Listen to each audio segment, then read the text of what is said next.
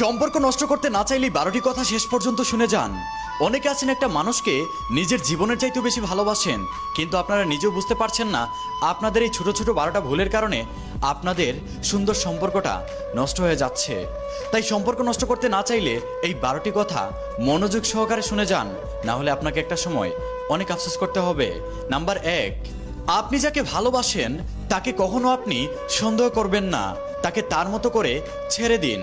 কারণ কোনো একজন কবি বলেছেন, তুমি যাকে ভালোবাসো তাকে মুক্ত আকাশে পাখির মতো উঠতে দাও।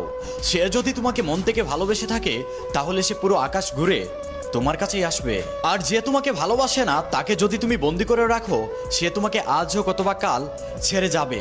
সুতরাং ভালোবাসার মানুষটাকে কখনো সন্দেহ করবেন না, তাকে তার মতো করে ছেড়ে দিবেন। নাম্বার 2, 90% সম্পর্ক নষ্ট হয়ে যায় একমাত্র সন্দেহের কারণে। সন্দেহের কিছু ধাপ আছে, যেমন ফোন চেক করা, আইডি পাসওয়ার্ড নেওয়া। আসলে এগুলো মোটেও ঠিক নয়। আপনি হয়তো একটা মানুষের ফোন চেক করে দেখতে পারবেন তার ফোনের মধ্যে কি আছে। আপনি হয়তো একটা মানুষের আইডি পাসওয়ার্ড নিয়ে দেখতে পারবেন তার আইডির মধ্যে কি আছে, কিন্তু তার মনের মধ্যে কি আছে তা কিন্তু আপনি কখনোই বুঝতে পারবেন না। তাই শুধু শুধু একটা মানুষকে সন্দেহ করে আপনি তার কাছে ঘৃণিত হবেন না। আপনি মানেন বা না মানেন, বেশিরভাগ সম্পর্ক এই সন্দেহের কারণে নষ্ট হয়ে যায়।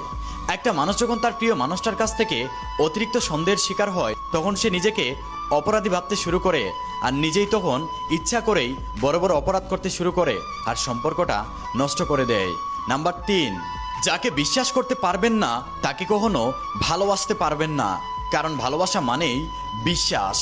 মাছ যেমনি পানি ছাড়া বাঁচতে পারে না, ঠিক তেমনি একটা সম্পর্ক কখনো বিশ্বাস ছাড়া টিকে থাকতে পারে না। তাই যাকে ভালোবাসবেন তাকে বিশ্বাস করবেন।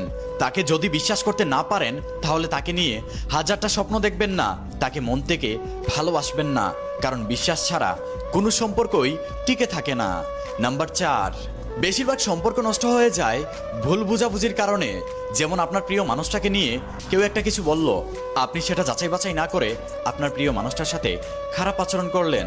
আসলে এটা কখনো করা যাবে না। কেউ যদি আপনার ভালোবাসার মানুষটাকে নিয়ে কিছু বলে আপনি সেটা যাচাই বাছাই করার চেষ্টা করবেন, নিজের চোখে দেখার চেষ্টা করবেন। আপনি যখন নিজের চোখে দেখবেন, যাচাই বাছাই করে যখন দেখবেন আপনার প্রিয় মানুষটা ঠিক এই কাজটা করেছে, তখনই আপনি তার সাথে খারাপ আচরণ করবেন অথবা তাকে বুঝিয়ে বলবেন যে এই আচরণটা আমার ভালো লাগছে না, তুমি এইটা পরিবর্তন করো। কিন্তু হঠাৎ করেই মানুষের কথা শুনে প্রিয় মানুষটার সাথে খারাপ আচরণ করবেন না, এত করে কিন্তু আপনার সুন্দর সম্পর্কটা নষ্ট হয়ে যাবে।